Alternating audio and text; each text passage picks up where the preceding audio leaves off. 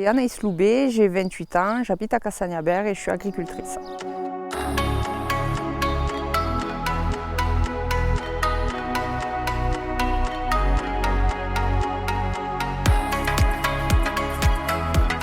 Mon parcours scolaire, ça a été un BEP, un bac pro et un BTS production animale que j'ai obtenu en 2015.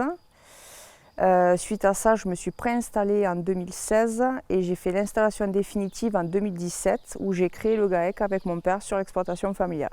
Pourquoi la blonde d'Aquitaine? C'est mon grand-père, quand il est arrivé ici, il avait plusieurs races et c'est celle qui est vraiment sortie du lot à l'époque. Du coup, il l'a conservée, il l'a développée, il a fait les concours. Il était président de la race, trésorier à l'UPRA sur plusieurs départements de la race aussi. Il a été juge unique dans des concours à l'étranger et tout ça. Donc c'est vrai que cette race, elle a une histoire pour la famille. Donc là, aujourd'hui, on est entre 65 et 70 mères. Production de broutards, vendus pour l'Italie.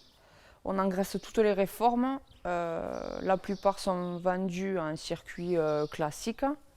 Et après, j'en garde une partie, 4 maximum par an pour l'instant, pour la vente directe. En arrivant sur une structure qui, à la surface, n'a pas tellement évolué, en fait, il fallait trouver un revenu supplémentaire en étant deux.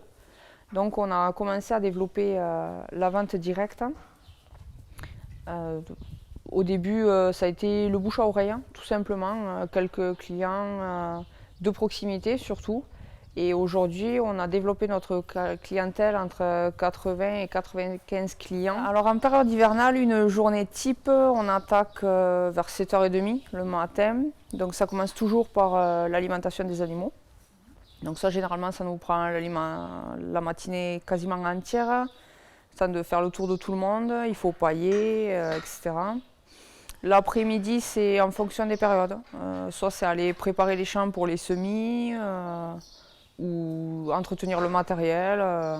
Ça, c'est vraiment aléatoire. Et à partir de 17h, on retourne s'occuper des animaux. Et en règle générale, on termine vers 19h30. Et après, à cette époque-ci de l'année, on commence plutôt vers 8h. Comme les animaux sont dehors, on a un peu plus de temps.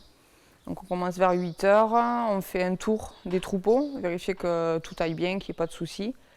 Et après, comme en ce moment, on est dans les champs à faucher, à préparer les stocks pour l'hiver. Comment je vois l'agriculture de demain?